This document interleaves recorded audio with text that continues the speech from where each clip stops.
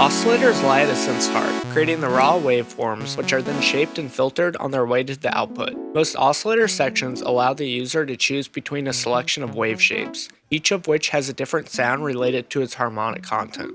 The most common analog waveforms are square, sawtooth, and triangle. Sine waves are traditionally less common, but may be found in the main oscillator options or powering the sub-oscillator. The sub-oscillator section generates a new tone an octave or two below the main oscillator. Sub-oscillators are useful for thickening up the low end of sounds. The relatively new kid on the block when it comes to waveforms is the so-called wavetable. Wavetables are different from the classic sine and saw waveforms in that they are made up of different evolving wave shapes. Modulating the waveform start positions can create evolving and complex timbres. In most synths, typically 2, sometimes 3 or more oscillators can be combined to produce more complex tones. Where this is possible, you'll find fine-tuning options for the additional oscillators. Older analog synths will also include tuning knobs for the primary oscillator, while newer models usually tune themselves automatically. Oscillators can be detuned from each other by a few synths to create thicker sounds or harmonic effects. Use coarse tuning, usually named tuning as opposed to fine tuning, for a more drastic semitone tuning steps. You might choose to transpose an oscillator down an octave to thicken its bass response,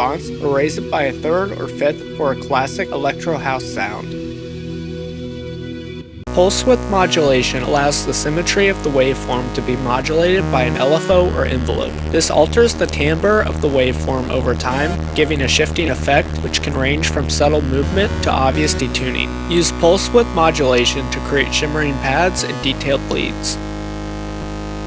Some synths include an oscillator sink setting, which allows one oscillator to act as a master, controlling the frequency of a second slave. This slave is forced to reset each time the master oscillator completes a cycle of its waveform. If the oscillators are detuned even slightly, the slave generates unusual harmonics thanks to the asymmetric waveform generated when it is forced to reset partway through a cycle. Cross-modulation, sometimes labeled X-mod, is another option found in oscillator sections where the audio rate output of one oscillator is used to modulate the frequency of another, usually resulting in clanging bell-like sounds.